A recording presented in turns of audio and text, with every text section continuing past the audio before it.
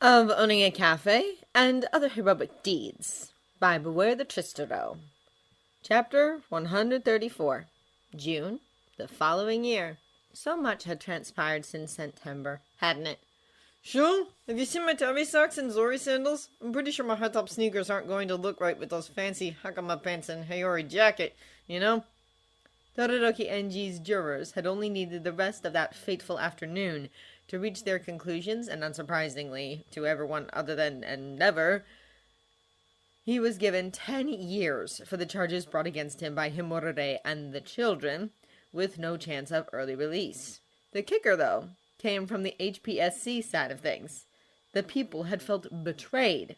Heroes were held to a much higher standard, after all, and a strict father who was dealing with a fragile wife didn't upset the citizen's psyche as much as a pro-hero misusing funds, bullying interns, and blackmailing vulnerable people, apparently. The previously flaming sidekicks had abandoned him. Videos of him mistreating his staff had been played, heart-wrenching testimony had been given, and so... Dojinori's staff have already taken the wedding wear to be flown to the onsen. Did you get my voicemail earlier this morning? I thought I was the one who didn't use technology properly, so who's the not-so-old guy now, huh? They'd hit him with a minimum of 20 years, which meant that Todoroki Enji wouldn't be getting out of prison before he was 70, and this would allow Rei and her children to live their lives, their full lives, without his interference. They'd be in their 40s before the bastard walked out of Tartarus's gates, and that was everything. Oi, Toma! He's using my own spell against me! Please tell me that you have a suitable comeback. Then after things had settled, his fiancée, all snuggled up next to him, he'd asked the blonde what he thought of them getting married on the number one's birthday in June. The sun-kissed man had kissed him fondly, tenderly, and told him he couldn't think of a better gift, and so after sharing the news with their family and friends, they'd started to plan how everything could work. Sorry, Don-chan. Captain's got you there, so can you stop worrying that you'll forget anything and calm down? If you're anything like this when we get married, I'll have to send Namuni, Spinner, and Atsuhiroji on you, you know? Everyone had thrown their 2 cents worth in over Christmas dinner, of course, and after they gotten the word out, things just started falling into place. They would leave Musutafu on the afternoon of Friday 9th, marry on Saturday 10th, and return to the mainland on Monday 12th. And since they'd had 6 months to pull strings and give their places of employment notice, the parents of their study group had booked off that day from work and had already provided leave of absence notes for the kids. Did you two seriously just high-five each other? However, with their professions, they decided to forego the whole honeymoon thing until later on in the summer. Toshinori, the romantic goofball that he was, wanted to take him to Paris with a guide who would translate everything for them. The thoughtful sap had even booked them into a selection of Michelin-starred restaurants so he could taste some of the best food in the world and attend a few cooking classes with master chefs as well. He'd felt that such things were a little much, but after the local pros Inko, Mitsuki, and Rei had railed at him, What? Aren't we allowed to celebrate you being the disorganized one for a change? Mother hen-san, He'd conceded. It'd be nice for them, just the 2 of them, to get away and be in a country, a city that wouldn't be obsessed with his lover, wouldn't it? So what if I want everything to be perfect on the big day, huh? I'm trying to be considerate, so let's have less of the sass and more of the helping me to find where I've put my hiking boots, please. Last time I checked, the all-mighty entourage hadn't sneaked off with them, right? Plus, as April had hit, they'd spoken with Manama Nato and offered to adopt him. I think Spinner boxed up all of the shoes and took them downstairs. Oh, and have you packed your extra sunscreen? Just because we'll be hiking through forests doesn't mean you can't get burned. Well, more burned, I guess. The boy had readily accepted, and he now lived with them and Hitoshi in one of the 17 apartments his future husband had bought, their balcony overlooking the Noroneko Cafe. Oi! The 3 of them would be Yagi Aizawas by the end of the month because adoption paperwork and marriage licenses took time, apparently. Not that they could be too critical of their country's love of keeping such stringent and efficient records, because by January next year, Shinso Kimiko would be free. She'd be home. Tomo! Did you just bring up my tragic backstory when I'm losing my mind trying to repack my bags for the 7th time? She'd be helping to create and maintain the business that had brought her to tears when Ray had met and spoke to her about it on their first meeting back in September. A meeting which had led to subsequent meetings, not just with Mimi-chan and Ray, but Marai's very persistent legal team. The prosecution lawyers at her appeal in March hadn't been able to argue that she'd not reformed because the guards overseeing her had written glowing reports. In a thinly veiled attempt to redirect your attention? Why, sir, you wound me. But seriously, the sunscreen, that's actually important. Oh, and get the black cat sun hat the Smalls bought you for your birthday. And those fat gum swimming trunks because you lost that pet to me last night, remember? Then she'd not made the best of her time in prison because the prison's tutors had sung her praises and released all of her excellent grades and reports for him to read. That she'd not studied hard, attended counseling sessions, and even completed 3 parenting courses to an excellent standard. She'd spearheaded an initiative to improve the gardens at the detention house and recreated a selection of raised beds that were churning out organic produce for the kitchen to use, and so, all in all, they'd successfully lobbied to get her sentence reduced. You just like how good my ass looks in them, admit it! She'd get to come home to a real home to make up for lost time, and as he puttered around the apartment above the Norinako Cafe to save Tomura's sanity from Dabi's travel-panicked pecking, he couldn't believe how much had changed. And changed for the better. It'd been strange at first to leave the home he'd made above the eatery, but when he saw how the teens had preened and gushed at having a home of their own, What? he couldn't have been more thrilled, especially since the pairs of lovers were roosted in a room each, with a dragon quirk woman living in his old room and Spinner in the cat character room. You heard me, Tomo-chan. Come on now, don't be shy. Just tell me how cute I look in them, and I'll happily pack them in my duffel bag along with your favorite Peggy. That's it. Together, the 6 of them felt like real adults, and since the graduated pro heroes were mainly on night shifts, Dabi, Tomura, and Spinner had the place mostly to themselves at night, and when they were at Musutafa University and the firehouse, the pros could sleep and relax during the day. Fine. Those shorts look great on you, okay? Now stop sparkling at me like that in front of our dad and go double check that you've got that sunscreen, alright? Everything had slotted together beautifully. Now, the cafe closed from today until Monday, he could just enjoy getting ready. Their feline family had already been housed in a luxury cat hotel Tomura and Dabi had found. The tots in their families were going to be picked up at 1700, fly at 1800, and be at the island for 1900 when the onsen resort that they'd booked just for them would host an evening banquet for them. It felt strange not to be cooking for everyone himself. However, as his adopted son Ward's friends and family kept telling him, he did deserve this fuss. For what it's worth, I think you look cute in those swimming trunks too, Dabi-chan. What? So, I'm the one who gets to make you all blushy and flustered, not the other way around. You just wait until it's time for speeches at your wedding dinner tonight. He should shut up and enjoy himself without worrying, shouldn't he? Maybe some things hadn't changed so much after all. Sometimes Sako Atsuhiro thought being Yagi Toshinori's best friend was more a curse than a blessing for the man he'd fallen top-hat over coattails in love with. Are you sure I remember to order the salted licorice? What have I forgotten? There isn't any in the honeymoon suite. I would have thought that on a Friday afternoon he'd be sat in his partner's office watching the #1 Panic! Oh shit, relax. We've packed a few extra boxes in with the gifts. At first, he thought it was kind of cute to see the man becoming increasingly nervous, not about his impending nuptials, but that everyone was being looked after properly. Oh, right. Yes, thank you. I'm eating up all of your time before we leave, aren't I?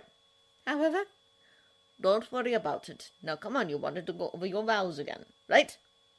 As he watched the taller, broader man pace and utter the words of love he'd found for the wonderful eatery owner, he found himself a little saddened. The poor thing wasn't permitting himself to enjoy the lead-up to one of the happiest days of his life, was he? Do you think that's good enough? Plus, Mirai was similarly becoming concerned because the pair of them were joined together by a bond that'd trump that even shared by blood siblings, and as he looked from his lover to the sun-kissed pro pawing over his phone, a small stylus rapidly tapping at and amending the perfect words he'd penned, Atsuhiro narrowed his eye a touch. They weren't going to spoil this for themselves. Not on his watch. You know, He cut in, his gloved hands placing his empty ornate teacup and saucer back on the coffee table, lounging before his favorite couch. you're really much to add on this house, He told them pointedly. Watching as the blonde blinked at him, and his lover did the same, he shook his head ruefully and sighed. Sure is besotted with your Toshinori-san. It'd married you down at the Musutawa Municipal Building if you'd asked him to. He chuckled. Your bells are beautiful, and this is going to be a birthday you'll never forget. He furthered with a little shrug. So for goodness sake, take a breath and just enjoy yourself, would you? He chuckled. Everything will be perfect because the two of you get to say how much you love each other in front of the people who matter in your lives, you know? Now, I suggest that you stop pacing and both of you come and sit down with me whilst I pour us all some Gold Tips Imperial. All right? He grinned as the other balked, blushed, then emitted his own sheepish chuckle whilst nodding and sitting beside him. There you go, he hummed whilst reaching for the still hot pot, his own partner on the move. Seriously, gentlemen, if I'm the voice of reason in a room, then we've hit the kinds of stress levels beyond not healthy, you know? Waving madly at the group of adults and children being led towards their small private security gate by her father's valets, Melissa Shield could have cared less about the snooty business people regarding her as they demurely shuffled to their own exclusive gateways, because everyone looked so happy! Listen, John! I want to hug her first! Not I beat you to it! Smiling widely, she joined their uproarious laughter as the group she'd been talking to rushed her into a group hug, her eyes tearing whilst they chatted, cooed, and fawned over each other, and all in Japanese. She was so pleased she'd been able to learn their native tongue. Everyone, I've missed you guys. Hey! Her father had been incredibly supportive, and she'd even started a Nippon club at her private school. We missed you too! Come here! We need to hug you more! The private school she hoped she could leave when she was 15 because, well, why wouldn't she want to go to UA with her true friends? Wow! You've all gotten taller and even more adorable. She chuckled when they finally pulled a little further away from each other, her blue eyes moving from one smiling face to the next as they complimented her pronunciation, thanked her for the ride, and fussed over her. No one outside of her parents had ever truly looked pleased to see her, let alone be in her company. The kids she went to school with pandered to her because she was rich. You think so? I do look pretty amazing, though, don't I? Nezu-kun, does your modesty know no bounds? You know I'm speaking the truth, Toshi-kun. The kids she went to school with befriended her because their parents had told them to, because her family's trillion-dollar business made her someone worth knowing. I know, that's them, right? The Todoroki children? She'd heard what they said about her behind her back. She knew that their smiles were fake, but... Oh! I'm sorry! We were so excited to see you again that we haven't introduced you properly, have we? When she looked at Eijiro and Denki, she saw genuine pleasure in their eyes. When Tsuyu and Ochako walked to her sides, it was because they wanted to. As Izuku, Katsuki, Hitoshi, and Nato led the way to the group of adults having their bags removed by the valets, she felt included in a way she'd never felt before. Okay, listen, champ. Mirio grinned, his brows wagging in the way that always made her giggle, his form moving to stand between who she knew to be Natsuo and Fuyumi. It is my sincerest pleasure to introduce the soon-to-be Himura family. He winked. This beautiful young lady is Fuyumi, he said, the girl blushing a little and politely bowing. This beautiful young man is Natsuo, he furthered, the 13-year-old flushing and grumbling at him. And this equally beautiful boy is Shouta. Smiling widely and bowing too, Melissa then clasped her hands over her chest. It's so good to meet you, she enthused warmly. I can't wait to get to know you all better, you know? Walking through a part of the airport that definitely wasn't advertised to the general public, Shouta was torn between laughing at Toshinori's text messages and listening to his friends and family as they were ushered to the jet waiting for them. Oh, look at all of those huge planes. One day I'm going to get on one of those and visit, I don't know, Australia maybe? I've always wanted to pet a kangaroo. Oh, and a koala. Oh, and a platypus. They were curt before everyone else, you know? He had his right arm slung over Dabi's shoulder, whilst Nato with Hitoshi happily chatted on his left. Nomori and Tomoko were chatting directly behind them, as the study group wandered around them like an adorable swarm. I've always wanted to visit the Amazon rainforest. You know. John, I'll go with you. I want to go with Denki to pet the kangaroos first. Ah! We can make a field trip of it. Chuckling to himself as the group of 9 and 10-year-olds continued to talk about travel, Shody cast his gaze around everyone else to check on them. I think Antarctica would be pretty cool to visit. Mario-senpai, come on. No bad puns, you promised. That's so cold of you, Kachan. Yeah, talk about a frosty conversation. Choco-san, no. Tomer was amicably chatting with Spinner, Hizashi, and Seiji. Keigo, his girlfriend, and Ryuko were trying to distract Dabi, whilst Oboro and Tadeo were laughing with Takeo, Yu, and Naoki, the golden-eyed twins giving the pro-hero safety lectures of all things. Yumi-chan? Here, these hard-boiled sweets will help if your ears pop. Thank you, Lisa-chan. Aren't these watermelon flavored? Tamaki-kun told me that was your favorite flavor, and I have plenty more if you want some, okay? Oh, he did? Behind him, the parents were chatting like the good friends they were, alongside Mibi-chan and the girls. Izuku-kun, is it okay if I sit by you on the plane? Of course it is, Shogun. I've never flown before, so can I hold your hand if I get, scared? Sure you can. Oh, and you're 5 times more likely to die on a bus or train crash than a plane incident.